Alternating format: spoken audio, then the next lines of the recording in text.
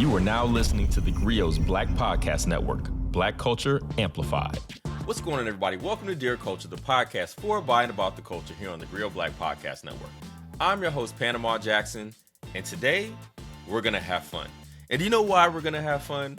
Because one of my favorite things on earth is upon us, a new Tyler Perry movie.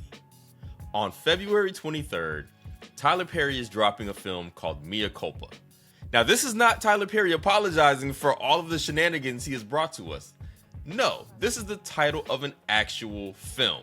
And I gotta tell you, I'm excited. It stars Kelly Rowland as a lawyer. Let me say that again. It stars Kelly Rowland as a lawyer. Now, I'm only saying that not because Kelly Rowland won't make a fine lawyer. I'm sure she will. It's because Tyler Perry's relationship with the legal process in films is always a bit sketchy. For instance, back in 2020, he dropped A Fall from Grace, and the legal scenes in that film were so nonsensical that I'm sure actual lawyers' heads blew up while watching this movie. This is why I'm excited. It also stars Trevante Rhodes and a litany of other black people that you've seen from that thing at the place at the time. Black people. It's going to be all kind of black people. Now, listen, I love Tyler Perry movies. I know that sounds crazy coming from me because, you know, I probably fancy myself as a bit of a black art film snob, but I'm not at all. Like, I watch all the Tubi movies, good ones, bad ones. It doesn't matter. I watch all black cinema. That means I watch all Tyler Perry movies. And when this movie dropped, when the trailer for Mea Culpa dropped, I immediately said one thing to myself. I said, Panama, I bet Kelly Rowland's name is going to be Mea. And sure enough, her name is Mea. Mr. Malloy, this is Mia Harper. I'd like to meet with you to discuss your case. Do you know why I said to myself, Kelly Rowland's name is going to be Mea? Because Tyler Perry loves to do this thing where he takes like a phrase or an idiom or something like that and turns it into, like, takes one of the words that could be a name and makes it the name of a character, right? So in A Fall from Grace, the main character who's in prison, who's telling her story to one of the lawyers trying to get out, Grace. Good Deeds, the main character, Tyler Perry, Wesley Deeds, who was like a fifth generation, Harvard educated, something or other, some ridiculous thing that Tyler Perry had to put in it to prove to everybody that this man was highly educated in all the things. A Family That Prays. It's not praise, P-R-A-Y, it's P-R-E-Y. A family that prays on each other. They needed prayer. The whole family needed prayer. Everybody did. But you see where I'm going with this, right? So because I'm such a generous soul, and because I love Tyler Perry movies, and because I want more of them, I'm not one of those people that wants less. I want more, more, more. I was like, what if I were to come up with some film options, some ideas, perhaps, that I could share with Tyler Perry for films that he could make that follow the same naming convention as something like Mea Culpa, which has a character named Mea, or Good Deeds that has a character named Wesley Deeds. You get where I'm going with this. I'm rooting for everybody black. This is a fact. Shouts out to Issa Rae. And since I'm doing that, I want Tyler to win. So I want more of these films that I want to watch. So this is why I'm offering my services to Tyler Perry free of charge. I don't know who owns the IP once this goes live. I'm assuming that belongs to Byron. But Tyler Perry was honored by Byron Allen at the first Grill Awards. So maybe there's some synergy here. Listen, I ain't want to gossip. So you ain't heard that from me. I'm just saying, maybe we need to slide Tyler Perry a couple of these ideas is all I'm saying. I'm saying it's possible. So here's some ideas for some films that I think Tyler Perry could make that follow a similar naming convention that I think you and I would enjoy. I really enjoy some of these things, by the way. I just want you all to know that. So let's start with my first one. Give me liberty. Now, you might be familiar with the phrase, give me liberty or give me death, which was said by, I believe this is Patrick Henry, right around the time of the American Revolution. Don't quote me on that, but some white man said that in a time long, long ago. In our version of Give Me Liberty, though, Liberty is the name of a young, precocious black child who happens to be an Uno prodigy. Now, her parents the Bells, right? Her name is Liberty Bell, right? The Bell family are going through some things. Financial, they having all kind of problems. So the Bells are going through a divorce. You know who gets caught up in the middle? Liberty. Give me Liberty. They're fighting a custody battle for Liberty, except they find out that Liberty is an Uno prodigy. And she starts breaking in the dough. So the actual like custody battle really ramps up because both parents are trying to control the funds, right? So they have to fight amongst each other, and then the judges get involved. We got more legal wrangling from Tyler Perry, right? So who knows where this can go? There might be, I don't know, maybe Judge Maybelline had already been in here. Maybe we can get our own Ebony K. Williams in the Tyler Perry movie as one of the judges. Wink, nod, boom. Anyway, because Give Me Liberty is about freedom, suddenly the family, they realize that they're better together than apart, and they realize that they can liberate the world with Uno. But they can only do that as a family, so they got to stay married, right? So the end of the movie will be some kind of montage of people in countries all around the world playing Uno. You remember Malcolm X when at the end, everybody was like, I am Malcolm X? I am Malcolm X. I am Malcolm X. I am Malcolm X. Everybody can say, I play Uno. And you have children in Cambodia, Mexico, Miami, Nova Scotia, Accra, Lagos, Pretoria. I mean, literally the possibilities are endless. So give me Liberty. I think Searching for Bobby Fischer meets Black Panther. I don't know how that works, but I think we can make that work. Let's run with that one. All right, here's another one. So if Give Me Liberty doesn't quite cook, I got another option. Give me the second one is called Blessing in Disguise. So obviously, Blessing in Disguise is one of those things where you find out that something that you didn't think was helpful for you ends up being helpful for you. That's the Blessing in Disguise. We got a character named Blessing. All right.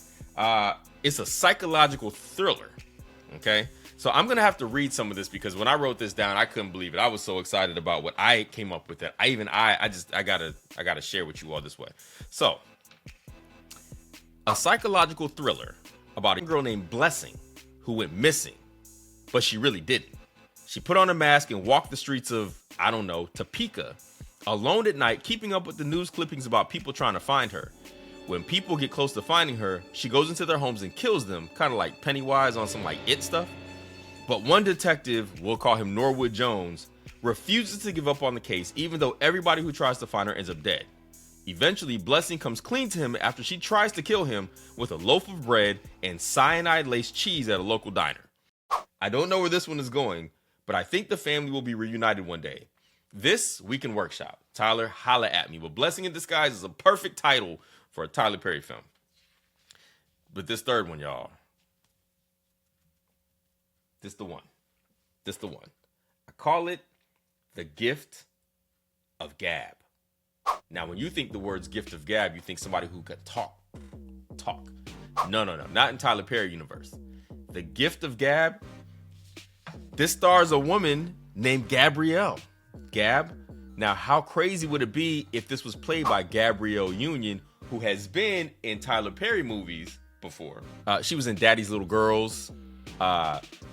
Great film. Also some legal shenanigans that really needed some work in that movie. Anyway, so this is about a woman named Gabrielle who can't find love or searching for love in all the wrong places. She's almost ready to give up until she ends up meeting the man of her dreams, a rich, super educated nuclear physicist and pediatrician who loves kids and volunteering. And for the sake of continuity in Tyler Perry's universe, we'll give him a nice wig, perhaps with some cornrows or a nice bob, kind of a C. I don't know. We can work on the wig situation later. But he harbors a deep, dark secret. He's obsessed with wrapping paper. I wrote that. The Gift of Gab. Gift wrapping paper. Gabrielle. Ooh, child. One night while they're asleep, he wraps Gabrielle up and puts a bow on her. So he wraps her up while she's sleeping. Can you imagine how crazy it'd be to wake up just being wrapped up in wrapping paper? And then he kidnaps her effectively and keeps her bound until her brother, who we're going to call Jesse, comes in and kills him. He finds his sister wrapped up in Christmas wrapping paper, but takes her to safety. This film is almost over, y'all. This is not the end of the movie. Gabrielle never meets another suitor on the site that she met this first dude on, blackfolkshang.com, which I don't think is a real thing. I didn't look that up. Because she doesn't have to. She never needs to find another suitor. Why? Rick Fox. Rick Fox moves in next door. They fall in love and get married. I mean, what? We got Rick Fox. Rick Fox in another Tyler Perry movie. You remember he was in Meet the Browns with Angela Bassett when she was playing like a 20-some-year-old single mother who had like an 18-year-old kid? Listen, I'm really liking where that one's going. I feel like the Gift of Gab is the winner here, just our title alone. All right, now I have this last movie. I don't love it as much as the other ones, but I still think it's good. Let's see where this one goes. I call it Over the Moon, right? So Over the Moon, that's just an idiom, another one we got. But let's see where I take Over the Moon. A young woman is obsessed with her ex-lover, Michael Moon. Over the moon, or is she? I think not. She's obsessed, right? She makes his life hell. It's like obsessed meets acrimony. And if you've seen Acrimony, it was a lot of acrimoniousness in that film. You know me. You know I can be the devil. So Michael is a very nice guy who just wants to live his life. He moves 3,000 miles away from his ex, who I don't actually have her name. Bet. We don't even give her a name. She just like Ralph Ellison. She's like the invisible woman. She's just always there making his life hell, but we don't actually have a name for her. She's the subconscious, right? Deep. You gotta be deep with it. She finds him anyway while he's at a drugstore buying cold medicine, right? So she rolls up on him, but is she there? Is she not? Is it a figment of his imagination? I don't know. There's gonna be a lot of running in this movie. Somebody's gonna have to die. Maybe it will be Michael, but if he dies, we can't kill him too early. He gotta die at the end. Just like in Menace to Society, remember where Kane dies at the end of the movie, but he's still doing the voiceover where he tells us it's too late because he's dead now? I had done too much to turn back, and I'd done too much to go on. Very meta. Very meta. You know what I'm saying? Like, Michael's dead but doing a voiceover. He's speaking to us from his worst decisions. But I like this. I like where this is going. I like it. I think we can make this one work. So Over the Moon, I didn't love it at first, but as I talked through it more, all in. Tyler Perry, there's some ideas for you. I think these can rock. I really like the Gift of Gab one. Holla at me. I will happily. You write all your scripts mad quick.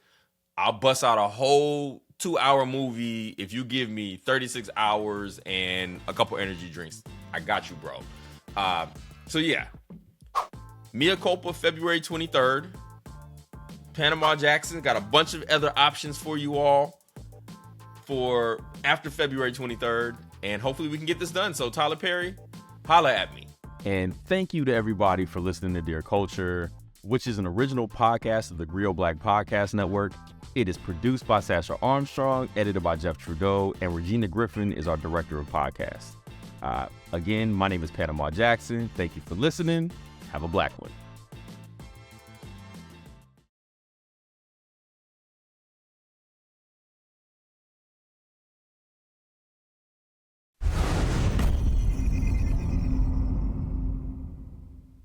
We started this podcast to talk about not just what Black writers write about, but how. Well, personally, it's on my bucket list to have one of my books banned. I know that's probably bad, but I think... Ooh, spicy. They were yelling N-word, go home. And I was looking around for the N-word because I knew it couldn't be me because I was a queen. But I'm telling people to quit this mentality of identifying ourselves by our work, to start to live our lives, and to redefine the whole concept of how we work and where we work and why we work in the first place.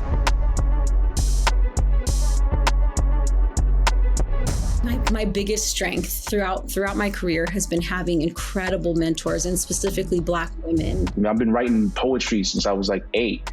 I've been reading Langston Hughes and James Baldwin and Maya Angelou and so forth and so on since I was like a little kid. Like the banjo was blackity black, right? Mm-hmm. For many years. Everybody knew. Because sometimes I'm just doing some Sam that, because I just want to do it. An honor to be here. Thank you for doing the work that you're doing. Keep shining bright. And like you said, we gonna keep writing black. As always, you can find us on the theGrio app or wherever you find your podcasts.